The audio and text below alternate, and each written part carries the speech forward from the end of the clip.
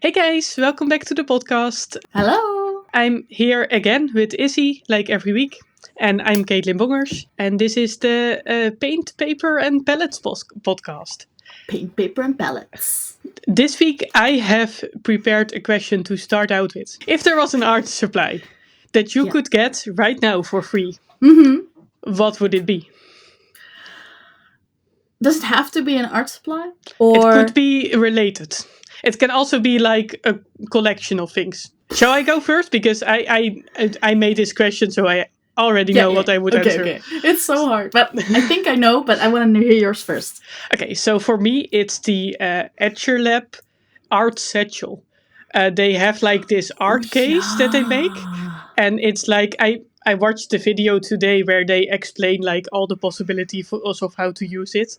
So you can use it as like an easel that you could carry, so you can draw. Well, it's supported by your body, of course, and then you can draw. So you have like a table that you carry around with you, but it can also be used in so many different ways. You could attach an easel to it and put it as an easel.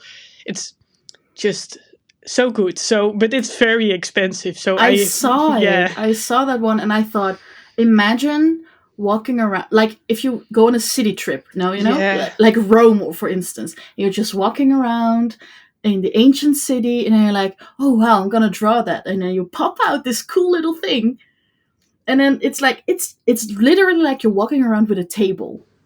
Yeah, it's so nice, but it's like 250 euros. What? Yeah, it's Ooh.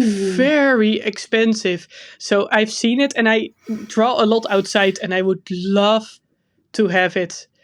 But yeah, it's not something that I would very easily get. So maybe in a couple of years, but for now that's too expensive. That is really, really. I would not. Okay, I would pay a lot of money for certain art supplies, but something like this is not. You're not using it on an everyday basis, Yeah. so that's really tough.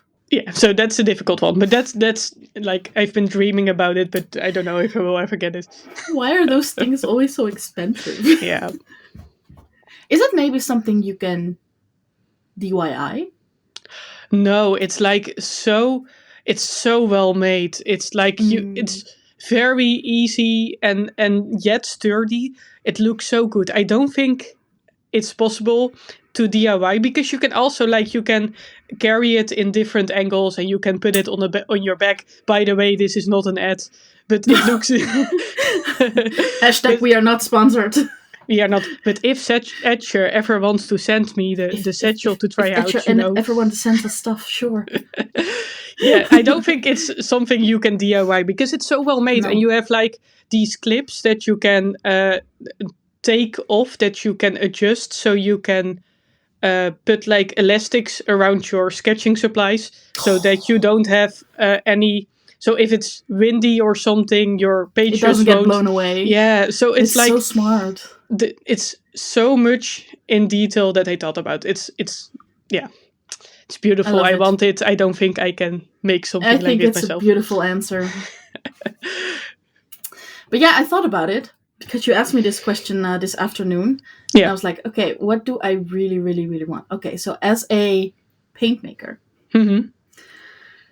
So Kramer, who is like Europe's most known, or maybe world most known pigment supplier, has different kinds of sets, collections of pigments.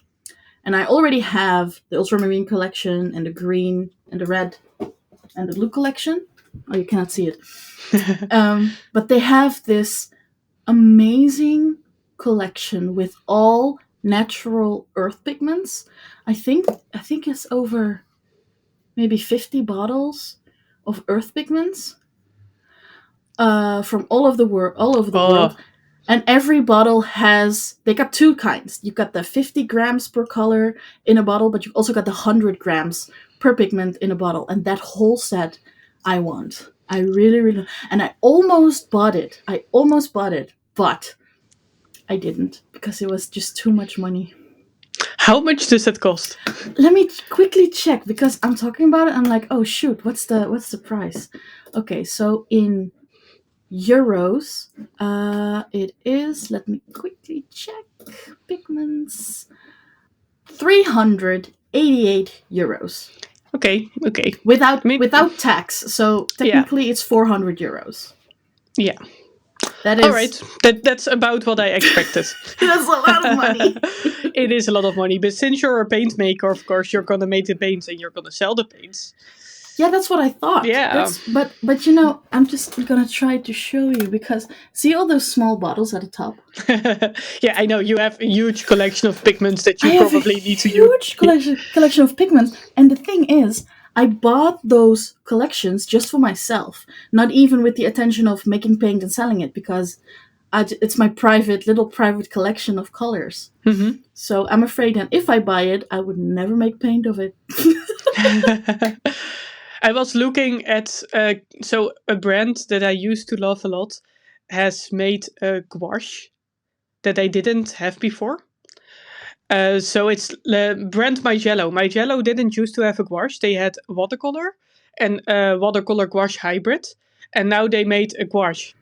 But And wait, you said that you used to love. yeah, I used to love the watercolors because the watercolors are very, very even. Mm-hmm. They dry very flat, so they don't have a lot Mm-hmm. of separation and stuff. Yeah, it's And just even color. yeah, so that's Yeah. very nice to use if you're like a beginner in watercolor or if that's just the effect that you want to have. But I've Mm-hmm. grown to really love the separation of paints and the granulation of pigments. It's like I've grown to love all the little imperfections. You know, funny sidestep to that subject. When I was a beginner in paint making, I didn't know about separation and granulation. So by accident, I made a granulating color, which was in hindsight very beautiful. But I thought I made a mistake. Yeah. Yeah, I was definitely. like, I was like, these pigments don't like each other. What am I doing wrong? And then I threw it all out, and I don't Yeah, know. I looking don't back, know. definitely when I first started working with watercolors, I didn't really understand the things that different pigments act differently when you use Yeah. them. And when you don't know exactly what you're doing, it can be really a struggle. Uh, so I think this question was a very nice question to start out with for the main topic of this podcast episode, which is cheap versus expensive art supplies. Hee And hee. of course, me and Izzy both make art supplies. I make ceramic watercolor palettes mostly, and you make paints. I Yeah. think we also both have like a huge collection of paints and papers and stuff, and we have quite some knowledge about the different kinds that are out there. First, I want to make something clear. I think we need to say make clear what we are talking about when we are talking about cheap versus expensive. I think Because that's fair. I don't think that art supplies from the dollar store, I don't even want to talk about them. If I'm talking about cheap supplies, I'm talking about like the student brands that you get from art stores. Uh, so the student collection of the Cotman collection of Winsor and Newton, for example. That's like an art.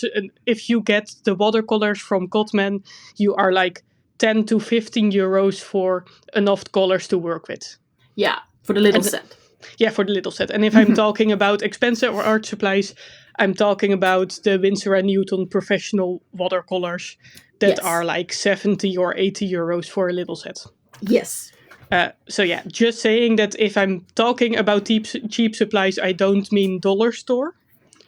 We No. will probably talk about it very briefly why we would never use something like that. Well,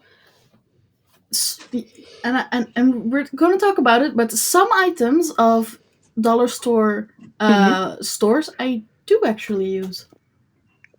Yeah, what are your favorite cheap art supplies? And you can also talk about just say in general where you get them so we know if it's like dollar store or if Oh, it's sure. something else. So my favorite cheap art supplies are definitely paper. Hmm. Paper is very expensive in general. Look at printing paper, just basic printing paper, already for a pack. It's Hmm. already so expensive. So when you get good quality cheap paper from, for example, Jackson's. They have very good, affordable paper. Or in the or Gerstecker. Yeah, Gerstecker. Yeah, or in the Netherlands from Bake Art. They all have nice own brand paper. They're not 100% cotton. They're cellulose, but it doesn't mean they are super bad. And as a paint maker, I usually use them for swatching because when I make swatches, for example, product pictures, I will use cotton paper because that is the best for your watercolors and it brings out all the nice um, effects your paint has. But when I'm just working and experimenting and creating colors, I rather use a cheap paper because they are going to end up in the bin anyway. So paper for me, yeah, I can use cheap paper, even from dollar store paper. Because sometimes dollar store paper have watercolor paper, and then you see these super unnatural structure of how the paper is made, but it's actually great to print on and make swatch cards. Yeah, I definitely agree with you. I use cheap paper all the time. And I even find that when I use cheap paper, like if you get expensive watercolor paper, it can easily get 1 to 2 euros per sheet. Whew, And for yes. me, that's a lot of money. And then I feel scared that I mess up my sheet. Yeah, me Because too. if I'm making a lot of art, I may go to 2, 3, 4 sheets a day. And Hmm. if you're then making art every day, that's really expensive. That's super expensive. And so when I'm working on expensive paper, my mind can get really like, oh no, I don't want to ruin this. And if I'm working on expensive paper, I just can work freely and I'm like, oh, it doesn't matter. This paper doesn't cost me anything. And also I feel like when you're using uh, cheap watercolors on very expensive paper, it looks bad. But if you're using good quality, expensive watercolors on cheap paper, it still looks good. Yeah, but on the other hand, I agree with you. But on the other hand, when I started out, I used the Winsor Newton Cotman paints, Hmm. and I They're did not use bad. it. They're really not bad, and I felt like um, as someone who was still learning, and I'm still learning different techniques for watercolors, um, or how to shape or your composition and stuff, I try to practice. I used to practice on cheap paper, but now I practice on expensive paper because sometimes the expensive paper can be more forgiving. Like if you Hmm. made a mistake, or sometimes it's just easier to control your paint, even though watercolors is very hard to control. It's easier to predict what the paint is going to do. It stays wet longer. So, yes, it looks not as good as using the professional line of Winsor & Newton on expensive paper, but I think for just studies, I think it's Yeah, great. definitely. So, what do you Mm. think are the pros and cons if we look at paper specifically? So, I think if you're using cheap paper, a big con is that the paper buckles, Yes, that's my and biggest annoyance. yeah, because the buckling of the paper will also make your paints puddle Yeah, and will make it dry like in a different way because you'll see like the edges where it has dried differently. yeah. You'll see where the puddles have formed. Another big con, I think, of cheap paper. You said that watercolor paper stays wet for longer, but sometimes the cheap paper stays wet for longer, and you're just like waiting 20 minutes for it to fully dry, That and is then also it's true. very annoying to work in layers. The cheap paper Yes. doesn't handle a lot of water, so if you're going to work with many layers, it's probably not the best. It is very good if you just wanna get like some quick shadows behind your sketches, or if you just wanna add 1 or maybe 2 layers. It also works better with gouache than with watercolor because gouache Yes. lays more on top of the paper instead of soaking in the paper. Mm-hmm. So that's something you might want to consider. But definitely for just using watercolors, there are some very good mid-grade brands that are just cellulose. They're thick enough to use enough watercolor with. They have a nice drying time. Uh, for watercolors, definitely. For gouache and for other products, I think cheap paper can also be fine. So, what is your favorite like mid brands? Like they are cellulose, but they're not super cheaply made. They are quality.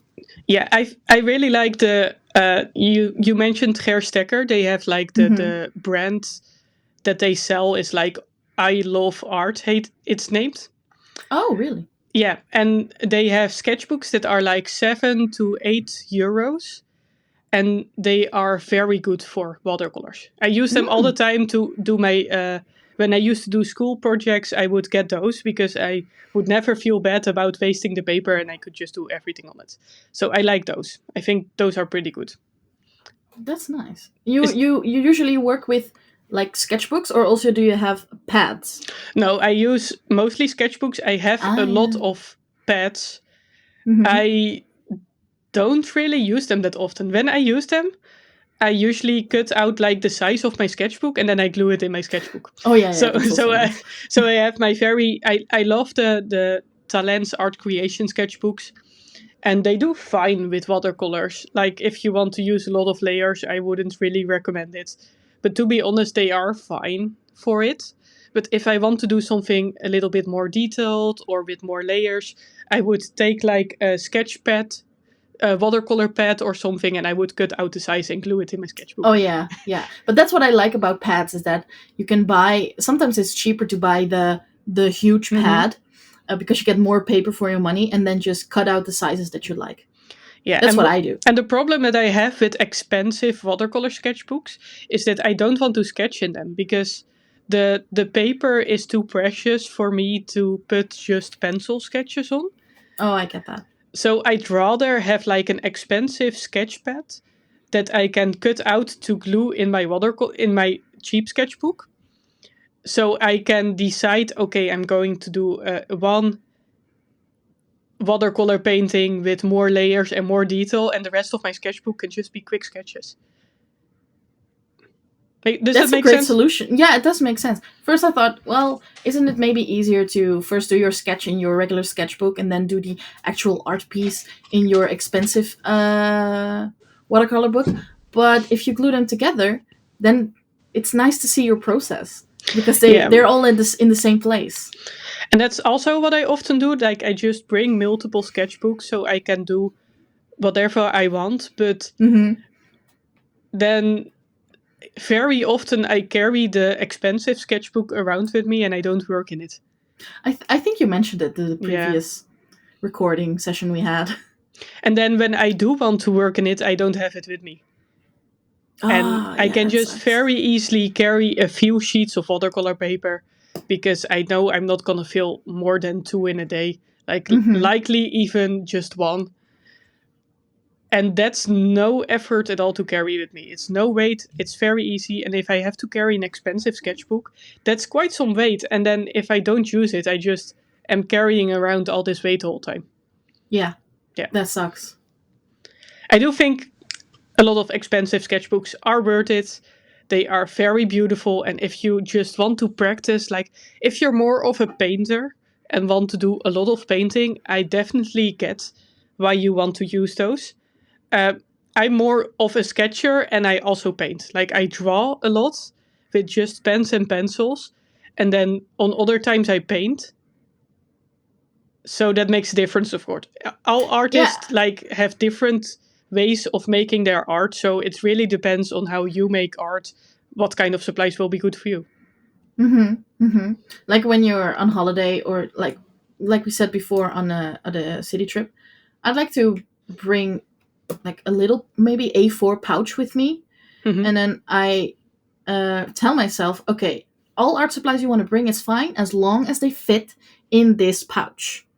Yeah. So I cannot bring my huge Archer watercolor pad, but I can cut them up and bring them with me, or Yeah. just put them in my. Sometimes I bring my Etcher watercolor book, and then in the little pouch on the inside, I put different kinds of paper in. So I can do my paintings on different kinds of paper. I don't Yeah. know. I like it. I love working with different kinds of paper. That's why I have a lot. Yeah. Um, I even have so much paper that recently I discovered that it lost its sizing. So if you don't know what sizing is, watercolor paper has it's called sizing, and basically it's a type of gel. Usually it's made from a gelatinous substance that's in your paper, and it makes sure that the paper behaves good with water. Um, if you do not have sizing, your water will be sucked in just like toilet paper, Mm-hmm. if that makes sense. Yeah. So if you put paint on toilet paper, you can see it sucks it in, and it forms like this pool of ink.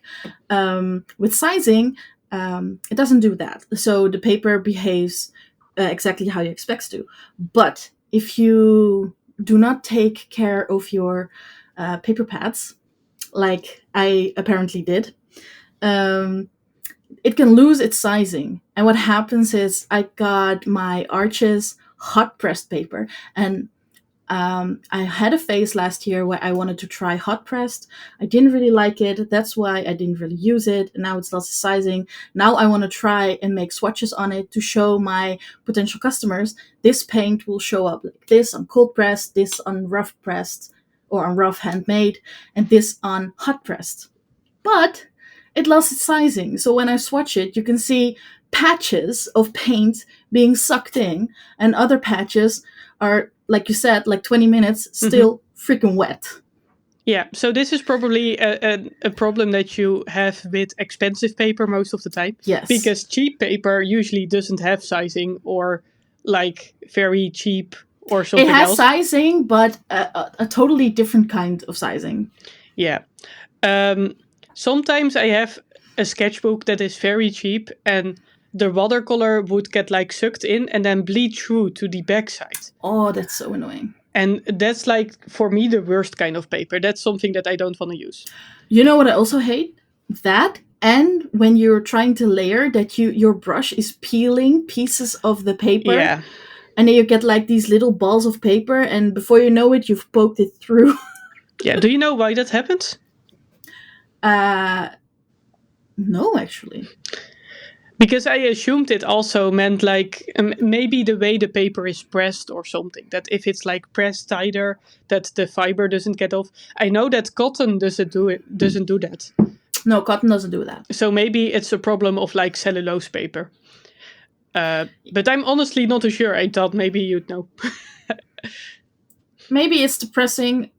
Depressing. Wow. Depressing. No, it is certainly depressing. It is depressing.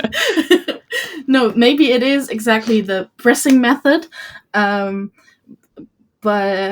yeah, it's the same as you use watercolor and printing paper. It does exactly the same. Yeah. So I think it's the cellulose, and I'm referring back to toilet paper because it's very easy to refer that side. But if you wet your toilet paper, it's also tears, crumbling. yeah. It's also crumbling apart. So yeah, it's just very cheap made. Mm-hmm. So is there an art supply that you would never cheap out on? Like, we would definitely go for cheap paper. Mm-hmm. I would like. I don't really like the very, very cheap brushes, but I do think that most cheap, like synthetic brushes, are fine. I don't. No, you don't. That's why I'm laughing. I was like, I got the answer. It's brushes. It's brushes. It is brushes. Brushes. I love them. I've got a lot of them actually. Mm-hmm. Look in a butt. This is not my butt, by the way, people. This is just a butt. Yeah, it's a ceramic cup-like thing that she's showing. She's not showing a real butt for the people who are just it's listening. not a real. It's a pink marble butt, and I've got a lot of different kind of brushes, and I've got a separate one just for my gouache brushes. Okay, maybe for gouache I can go cheaper because usually they're a little stiff. And I like to use a dabbing technique with gouache, and I don't want to use my expensive brushes because I don't want to ruin them. So, okay, for gouache, I can go for student grade brushes. Yeah. But for watercolors, well, it depends. What do you call cheap? Do you call Da Vinci a cheap watercolor brush? Oh, I don't know anything about brushes. You shouldn't use like brand names with me. I'm sorry. I just go like I if I go to the art store and there's like a synthetic brush set that I can get Mhm. like 5 brushes for 15 euros, I would call that cheap brushes. If they're like two Yeah, to three those are euros per those are piece. cheap brushes. Yeah, okay. These are not No. 5 pieces for 15 No, euros. there's like a half a piece for 15 euros. These some are very expensive. And you mentioned do you only use synthetic brushes? No, I also have like real hair brushes. Mm-hmm. Me too. And it really depends. Like once in a while, I would feel I use a lot of my brushes very roughly. Recently, I bought these brushes from Shimoni Art. I think she makes Ah, them. I'm those are on my wish list. Yeah, but they're synthetic. They're not real hair I loss. know, but they're still on my wish list. Yeah, they are very good, but I've been doing this like really loose sketchbooking. So I would be painting and I would just grab my paintbrush and I would be like so you can see it of course if you're listening, but I was just like moving my brush very roughly and She Izzy was. is crying. I'm crying. Yes. And I Imagine giving a toddler a brush. That's how Caitlin just showed it. Just. and and definitely I would never do that with like a really n- expensive real Mm-hmm. fur, because you would ruin the fur very very quickly. Yeah. So but it is something that I do with my synthetic brushes. And For then synthetic is fine. It's yeah, definitely fine. but if you want to use like work very in detail, I have a brush here. I think this one is quite expensive. This is Da Vinci, the Casaneo. Oh, I Uh, too have a lot of Casaneos. yeah, because they have like a real fiber thick body and then a synthetic fine, or I don't even Yeah. know if it's synthetic, but like a fine tip that you can do very, very detailed work. Like for if you want to have like a liner brush or very detailed, I do think it's important to get a very good brush because your tip will stay very nicely. Yeah, it will stay very pointy. Yeah. And Mm-hmm. sometimes if you get a synthetic brush and you want to do like very big areas of paint, the synthetic brush won't hold as much water as a real Yeah. fiber one. So Mm-hmm. then I also can think that it's like better to get a real fiber one. But these days, a lot of good brands, like for example, my silver black velvet brushes, these are all Hmm. synthetic Yeah, they and are. they Yeah, hold up a lot of water. I really, really like these. I do like those. Yeah. They're kind of expensive, but they are worth every euro I spend on them. Also, the Princeton Neptune brushes, also synthetic, hold a Hmm. lot of water. These are absolutely great. And I think with brushes, if you take good care of them, they last very, very long. That does mean you will have to take care of how they are drying. Hmm. You never leave them in your water pot. Never. No, Don't do that. don't do that. I And will come for you. and you will have to like you make soaps, right? You make the I soaps or you do. buy them? Well, it was a collaboration. Hmm. So someone else made them, an actual soap maker made them. Yeah. And we decided on the ingredients and the color and all that fine stuff. But yeah, I have brush soaps. And definitely, if you use the brush soaps like once in a while to get them back in shape and Oh rinse yes, out old pigments that are still in there, yeah. your brushes will last a lot longer. Plus, I've got a little trick for everyone. I'm gonna try and describe it the best that I can for if you're not watching.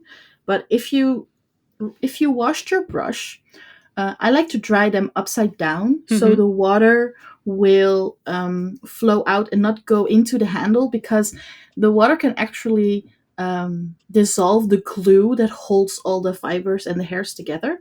So I like to dry them upside down, but of course it's hard to dry them upside down because Yeah. you cannot put it somewhere. So I have this kind of mesh tubing that if you are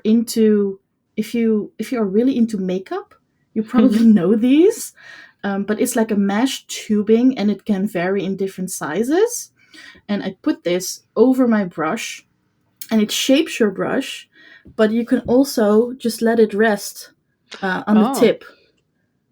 So it shapes your brush into that fine point, and yeah, you can just rest your brush like this. And I'm thinking of maybe offering these in the shop because I think it can help a yeah, lot of definitely. artists. Definitely. That sounds like a great idea. I was just thinking, I never dry my brushes upside down. Should I just tape them to the wall or something? I, I know some artists put them like on clips hmm Oh, and then I think I've hang seen them up. that. Yeah, Yeah. that's better because if you tape them and your tape goes loose and then your expensive 30 euro brush falls to the ground, Oh don't my god. don't listen to my advice. My advice is terrible. Use very strong tape. Yeah. So Uh, yeah, on brushes, I don't like to go cheap on watercolor brushes, but for gouache, no problem.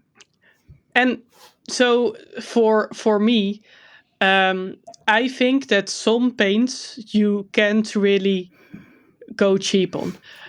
So when I first wanted to try out gouache, I bought the Arteza gouache set that a I lot of wanted to try them too. people seem to love. Mm-hmm. So that's the first one I bought, and it was such a nightmare to work with. Oh no. And I didn't like it was the first time I used gouache, so I was like, maybe I Mm-hmm. just don't know this medium very well. Um, but it was just like whenever the gouache would dry out and I would try to re-wet it, it would take very long to re-wet. I would have to work my brushes very But much in it it. wasn't acrylic gouache. It was the true gouache. Yes, it was the normal gouache. It was Oh not my the acrylic gouache. gosh, And that's terrible. a lot of the colors didn't match at all the colors that were on the outside of the tube. Mm-hmm. So I would get like a tube that said it was like crimson red, and I Mm-hmm. would feel like that is a very dark, maybe like a Blood red. blood red, and then it Mm-hmm. was like a neon pink that came out of it. So Whoa, every time wait. I would, and this is like I got these paints maybe 5 years ago, so they definitely could have improved in the meantime. But wait, didn't it have like a little color swatch on the tube? Yeah, but it was entirely wrong. It was not at all what the color inside was. My god, that is terrible. So it was, and it was also just the consistency of the paint was very streaky. It was difficult to work with. So I used So, those, and mhm. I didn't like it at all.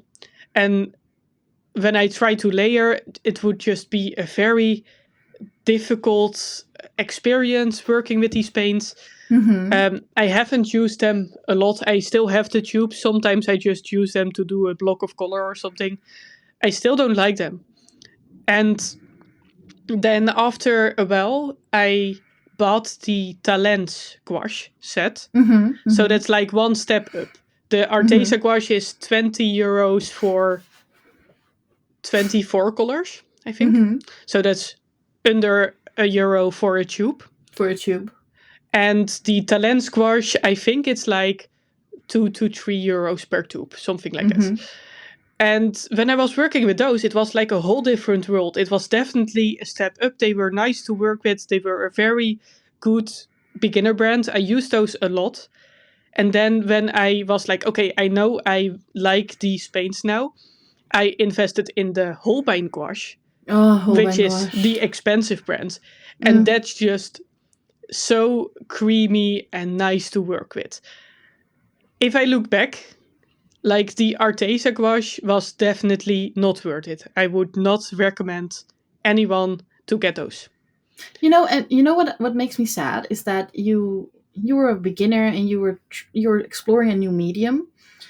So okay, it's pretty logical for a lot of artists to, if they're trying a new medium, not buy the super expensive Yeah. stuff first. And Arteza is a brand that you see a lot around on Instagram, and you get influenced to buy these, and then you do, and then you get so disappointed.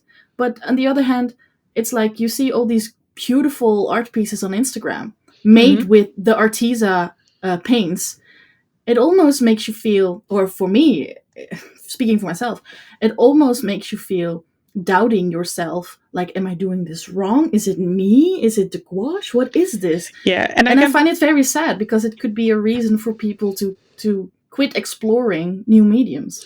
And I do think that if I use the Arteza gouache now, it will definitely be easier because I'm used to the medium gouache now. Mm-hmm. Uh, but in the beginning, I really felt like the problem was me, but the problem was actually that the paints were holding me back. They're not the Mm. worst paints out there, but they definitely made it more difficult.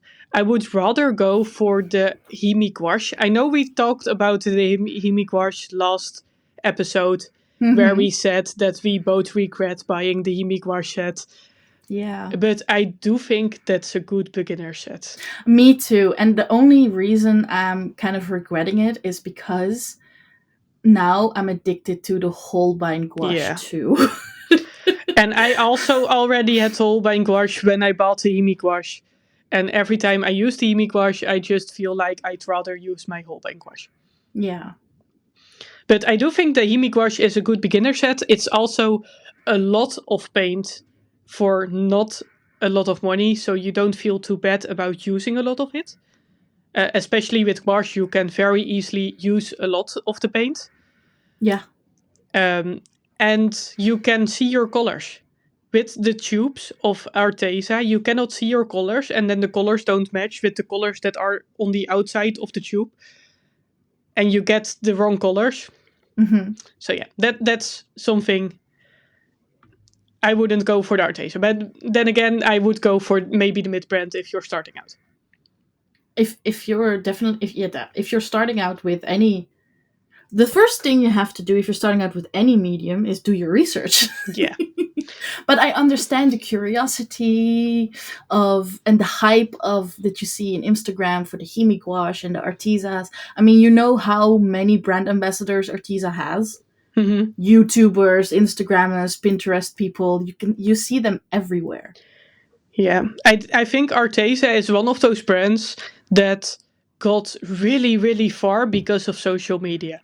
That they Yes. just like sent a lot of famous YouTubers their art supplies, and Mm-hmm. now the brand is really well known. Mm-hmm. Well, it's But it's not. probably not a brand that I would ever try out if I just would see it in an art store. I don't know. I don't know. Maybe I would because I like to try everything in an art store. But it's not that Arteza is a bad quality brand or something. I've used their sketchbooks actually a Yeah, lot. The expert line, yeah. which I, I think it's cotton. It's actually really good, and they Oh, had like really? the rough side and the fine side. Yeah, you got the premium sketchbooks, and you had the expert sketchbooks, Hmm. and those were actually I used them a lot I before I discovered my beloved Etcher sketchbooks. I also use a lot of the Etcher pens to just draw with. Of course, for pens, it's like I don't. I feel like there's not a really big difference in different pens, so you can No, kind of cheap out on them. Some pens yeah, feel nicer, agreed. but often when you look at a really expensive pen, it's the weight that makes the difference. The weight of the pen, the way the pen looks, the materials the outside of the pen are made up with, but it's like the ink that's inside. It But wait, are not we talking about the always. fine liner pens? Uh, just pens in general, because I sketch a lot with ballpoint pen too, and with fountain Oh, pens, for yeah. example. Mm-hmm. Uh, Mm-hmm. for the fine liner pens, if you look at an expensive fine liner pen, for example, a Copic, I think those are like 4 or 5 euros. Mm-hmm. Um, I mean, they're nice, but if you get the fine liner from Arteza, I think they're fine too. Yeah, and I feel like they're all, I don't know if it's true, but I feel like they're all made in the same factory because Stantler, Copic, Uni, they all have this set of like zero point 0.5, 1, oh no, 0. 0.5, 0. 0.1, 0.2, and then they all have this set until 0.8, which is like the thickest, and a free brush pen. Wow! And they all True. have the same set, and I'm like, this is all made in the same factory with the same ink, so it basically doesn't really matter. And to me, I don't know why, but to me, they always dry out. Yeah, that's what I have with Sakura one. I think they're called Same. Sakura. I know a Mm-hmm. lot of people love them, and I used to be very into like black fine liners. I don't really use them a lot anymore, but I always had like fights with the Sakura the one. Yeah, me too. And I'm looking at them right now, and I'm like, why are you dried out? yeah, I don't think it means like it doesn't matter too much. You should But just yeah, try that's out. They're this. not too expensive. Just try out No, which ones you like, and if you like the cheap ones, you can save a few euros. And get if, the cheap ones. yeah, You definitely. know, and that's the beauty of art supplies. You have a lot of art supplies that we don't want to cheap out to, but you also got a lot of art supplies where it doesn't really matter if you buy the cheap ones or the high end expensive one. Just like ballpoints, exactly. You can have a cheap big ballpoint, or you can have this super awesome limited edition 24 karat gold ballpoint, and it would all be the same. Yeah, and sometimes you do have that you can, if you buy the more expensive ballpoint pens, you can get like a finer nib. But I would only get Probably. those if you're like, yeah, I really love ballpoint pens. I want to do everything with a ballpoint pen. Then maybe you can invest. But the big ones are fine too, and you They're get them. fine. You get them in a pack of like 20 pieces for 10 euros. You can get, and that will last you years, literally years to draw with. I Yeah. also had like I made a little note what would be interesting maybe to talk about. Ooh. So I think what would be interesting is some myths about expensive and cheap art supplies. Ooh. Okay, Um, you start. yeah, I'm gonna start. I made some notes. Let me get them. So expensive. We already talked a little bit about it, but sometimes we get the feeling that expensive art supplies are better. This does not have to be that way. If you look at paints, you can like there are a lot of expensive paints, and you can even between expensive brands there is a big difference. If you get a Daniel Smith tube of watercolor, they can easily cost like 15 euros for one tube. Well, if you get a Schminke, they are like 6 7 euros. And for us here in Europe, that's because Schminke is from Germany and Yeah. they are easily accessible for us. And Daniel Smith is from America. Yeah. So they come from far away. This is something that you can keep in mind because if you want to save a little bit of money, you can maybe look at brands that are local to you, that are from near you, and you can save a little bit of money. Yeah, So, like Royal Talents for us. It's yeah. very, very cheap to get. Yeah, it's a Dutch brand, so we love Royal Talents because everything is like cheap for us. Did you know that Van Gogh is from Royal Talents? Yeah. And Rembrandt is from Royal Yeah, I Talents. actually did know that. Rembrandt is like the professional brand and Van And the Gogh Van is Gogh is the like the student student. brand, which And then I they have their always own line. which is always it felt like really weird to me to say that Van Gogh is like the student and Rembrandt is like the professional. That is true. That is true. It sounds really weird. Yeah, so that's something you can look at, and of course within the different brands there is also a really big difference if you get different pigments because Mm-hmm. some pigments are just rare, and that's what makes them expensive. That Yeah. doesn't mean they are easier to work with or they No. work better in any way or the colors are brighter or whatever. It actually doesn't mean anything except for that the ingredient is more expensive, so the paint needs to be more expensive. That is definitely true. If you want to buy your watercolors, definitely look at the series number that's on there, because if it's a higher series number, it usually costs a lot more. I Yeah. once I got like 3 tubes of watercolor, and I went to pay, and they were like, "That's 60 euros," and I was like, 60 euros, and they were like, "Yeah, this one tube you got is like 45 euros," and I was like, "Well, I'm not gonna buy that. Sorry, but I'm What gonna go was the back." pigment? I have no idea. It was a yellow. I don't even like yellow. Come on. It was very, very expensive. And it was like the only color they had that was that expensive. But it was like, okay. Uh, Wow, I'm just stunned. I'm quiet because I'm stunned. But going back to the super, super, super expensive, expensive is always better myth. mhm. Um, I used to follow a YouTuber who liked to review super expensive and super cheap um, art supplies. So I got a blackout. Art supplies. Mhm. And she actually did a review on Louis Vuitton Oh, colored pencils. I saw that. I also saw the Louis Vuitton watercolor paints. Oh my god, it literally just blew my mind that are there people out there who buy this? Don't waste your money Don't on. waste your Don't money. do it. If you want to buy something from Louis Vuitton, buy, I don't know, a wallet. Do not buy art supplies from big fashion brands because they know nothing about art supplies. Yeah, I also saw those. Oh my god. It's like, imagine that Apple comes with a new iPhone with watercolors. No. Mm-mm. I Mm-mm. actually have the feeling that Apple would do a better job than most fashion brands, because Apple That is does have true. a lot of artists like in their team. Okay, that is true.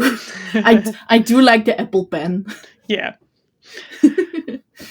So also a myth that may Next one. sound kind of contradictive is that expensive art supplies are not always actually more expensive.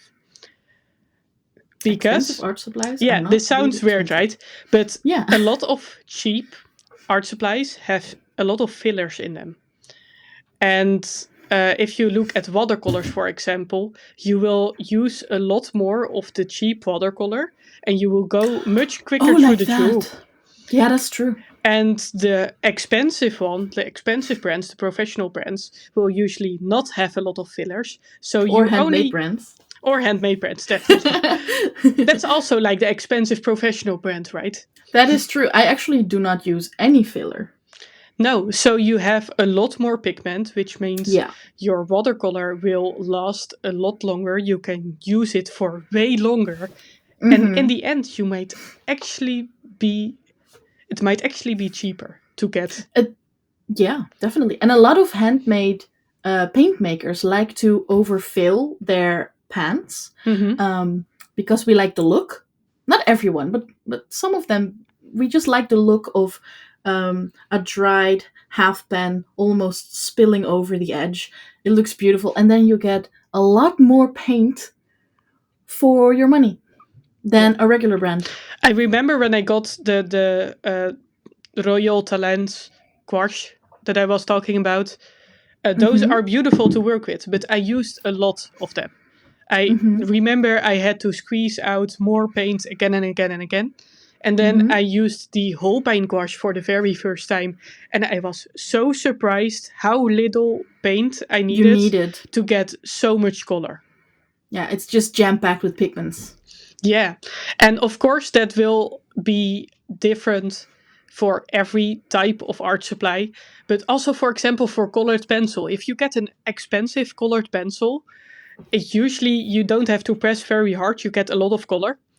And if you get a cheap colored pencil, you usually have to put more and more layers. So you have to sharpen it a lot and you go through your pencil much faster. Yeah.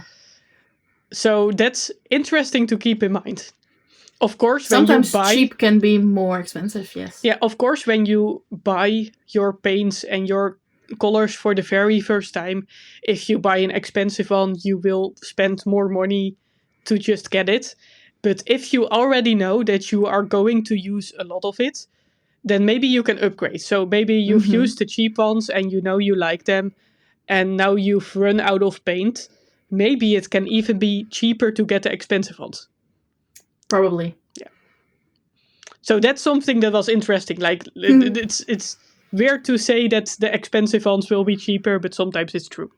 And I have one more. If you have any, also let me know. But of course, I have like prepared all these things and thought about. I don't have any. What do you? How do you feel about? Because we've talked about that, and really cheap supply can get in your way of like learning, of creating, Yeah. but sometimes people make you feel like the expensive stuff will make you automatically good in art. Yep. That And too. and that's of course not true. You can have the most expensive pencil in the world if you don't know your fundamentals, you're still going to be bad in drawing. I am a sucker for those kinds of things. Yeah. Actually, yeah, I used to believe that need good stuff in order to be a good artist. I need high end brushes because it would make me paint more beautiful, Hmm. or I need a super awesome like drawing easel for on my table Hmm. because my drawings would be better if I sketch upright instead of hunched over on a flat table, and it's all not true. I don't think your drawings will get better, but probably your back will get better. Your back will get better, but not your drawings per se. Yeah, and that's definitely something that sometimes we feel like very bad about our own work, and we're just like, oh, if only we had this beautiful paint that all these other Hmm. makers have, then we could Hmm. be just as good as them. But But they that's, got years and years and years of practice. yeah, that's not how it works. I do feel No. like a lot of the more expensive art supplies make making art more enjoyable. So Yes. if an expensive art supply makes you create more and more, then it's probably worth the money, because if it makes you practice, then it will make you get better. But you still Definitely. need to do the practice. You still need to make shit in order to make something beautiful. Yeah, that's definitely true. But doesn't don't let not having the supplies stop you from making. If you No. have copy paper and a ballpoint pen, you can draw. Painting is a little bit more difficult. If you don't have a lot of money, you can maybe just start out with one watercolor tube and you can start painting. And then maybe if you have some money, you can buy a second or a third one. You don't need a lot to get good. You don't need a lot to practice. That's definitely something. I feel like artists have become hoarders. A lot of people who watch a lot of YouTube feel the need that they need to have all the brands of gouache, all the brands of watercolors. And Yep. you and me both were very, very guilty Yeah. to this. We are definitely hoarders. And we don't need to be like, you don't need to have all this stuff. I'm not, if I could go back and undo a lot of my purchases, I would. I would like I would rather have a lot of my money than a lot of these supplies that I have. Some make me very happy, but I don't need this much. I don't use this much. I What I need is to sit down and paint. Sit down and draw. So I have this dream that I really like this idea, and I really want to do this in the future. Is you know it's a 5 year, 10 year plan, Hmm. but I really would like to have my own little studio where it also has a little storefront Hmm. so I can sell art supplies and sell paints. But the idea I have is also have like a little area with a big table where artists can come, drink coffee, eat some things, eats a little thing. I don't really know, but also have like this art supply library where artists can come in, pay a little fee, and then they can just go nuts with all the art supplies we have, Yeah. use them, try them out, experiment with them so they know if they like it or not before they purchase. This sounds amazing. Thank you. The only thing I just see immediately, like, we've both been to art school, and it always surprises me how many people that want to be professional artists treat their supplies horribly, treat their brushes horribly. That is true. So you That is also true. would need to give them like an education system they need to follow first before they get allowed to use the art supplies. That's true, but yeah, that's in the details, of course. But they do have that. That's why the fee is there also, Yeah, because if they mess something up, at least I've got some funds to replace it. But I think it would help a lot of artists, not to hoard that much. yeah. Or it could go totally backfire, And they and want it makes everything. people it makes people hoard even more. Yeah, but then you sell them, so that's okay. So that's fine. So yeah, that is my idea. That's the dream. And then have little studio doggo in the neighborhood, that they can pet and Yeah. be cute and just relax and feel safe. Do you? So I was just thinking a little bit about like we being on art school and where other people treat their supplies badly. To like close off this podcast because we're like almost recording for an hour. Do you Yes. have an art supply horror story? Ooh. No, not a horror story. I do have a super funny story. Is that allowed too? Yeah, that's allowed to. I'll share my Okay. horror story after, so we can close off with Okay, with the terrifying thing. Okay, then I'll first make you laugh. So, for those who don't know, I went to Grafisch Lyceum Utrecht, which is an art school that focuses on graphic design. So I did graphic design, and every quarter or every semester, you have to present your work you did that semester. And a lot of my artwork was back in the day. I was a digital artist, so I did a lot of digital stuff. Um, Almost the whole class did that, and everyone had to present their stuff on the same day. But also, being artists, everyone worked their ass off the night before. So everyone was tired, everyone did last minute things, and everyone did also their last minute things in class. So you have these foam boards, right? And you have to print your artwork first in the copy shop and then paste it on the foam boards so you can present them to your teachers, the judge. There was this can of spray glue going around. I'm already laughing. Going around everyone, and everybody was spraying and spraying their foam boards full with glue. And I kid you not, everyone at this presentation was high. It was a classroom, a studio kind classroom. But if you know the building, I don't know if you know the building, but the whole building is made of glass. Yeah. And you can open a window, but like the building front is also glass, so there's never wind,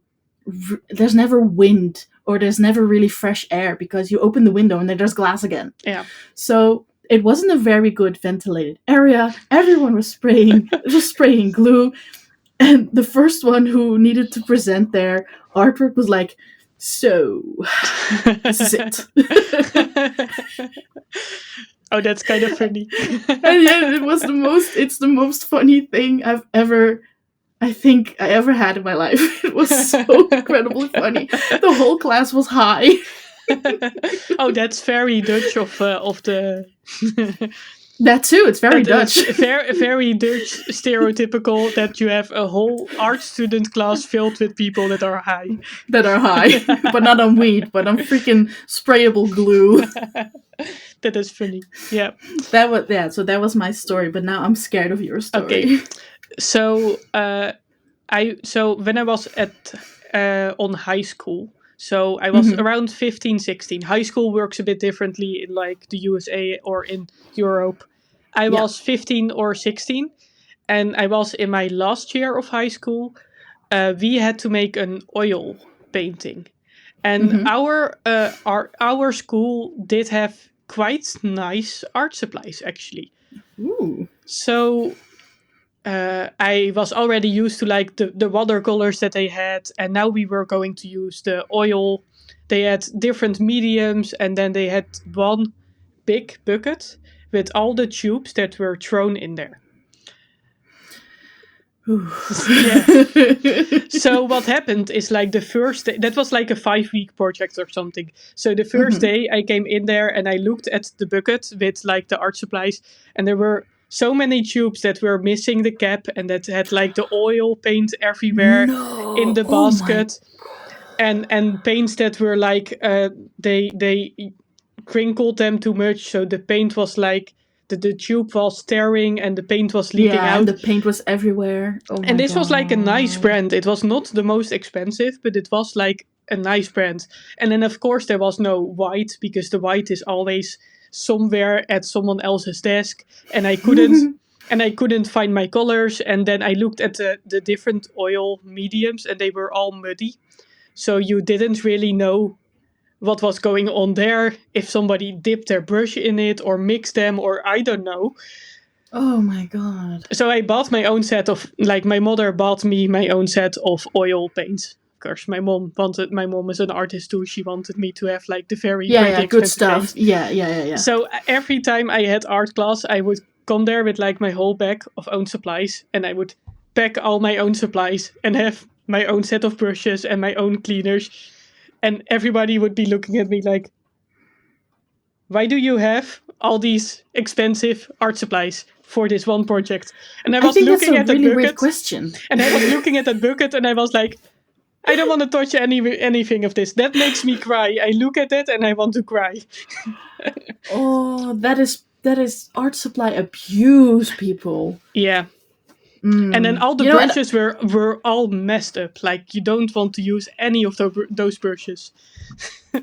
I remember whenever we were painting and we had to clean our brushes. I'm gonna show it to you, but like people when they were cleaning their brushes, they run it under cold water and then just tap it on the bottom of the sink to get it all out. Oh, And definitely. they're rubbing it like this on the sink, and it's like, oh, what are you doing?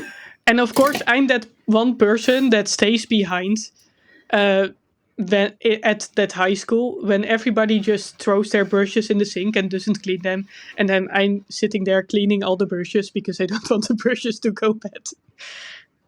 Yeah, I understand that. Yeah. But first, I was like, And then you why get didn't? bullied because you do the stupid work that nobody else does. Yeah, you were stupid for caring for brushes. You stupid girl. Stupid kid. You I think you're so much better than me that you clean your brushes. I just throw them in the sink and then you do it for me. I just buy new ones. I am Oh, but so that is a rich. true horror story. That is a That true my horror mom. story. Then you come. My mommy bought my own paints. I was definitely the kid that looked at the art supplies at school and was like, no, Judging them. I am too good to use these cheap art supplies. And they were pretty fine actually. They were good. But I was just a spoiled brat that my mom bought me the most expensive art supplies. Well, bless your mom. I'm very thankful of having the experience that I was a 4-year-old kid and my mom bought me the best art supplies because she wanted me to have a good time. I love that. I usually got. I don't know if you know the brand if you do not live in the Netherlands, but it's called Bruinzeel. Yeah. And I always got the felt tips and the pencils, and they were actually pretty good for a kid. Mm-hmm. They were better than Action, dollar store art Yeah. supplies. All right. I think this was quite long enough to be recording for the podcast. This was very fun. Yeah. I hope everyone had a great time and have some food for thought. Definitely tell us your favorite art supplies if we haven't talked about them. Tell us your secret finds. Which ones are the good ones that don't cost a lot of Mm-hmm. money and you use Mm-hmm. them over and over again? And if you have an art horror story or a hilarious Yes. one like Izzy, we would Please let also us know. love to hear it. We would love to hear it, read it, and maybe we'll just talk about it in the next episode. Yes, definitely. Thank you so much for listening, and we'll hope to see you next time. Thank you. Bye Bye. bye.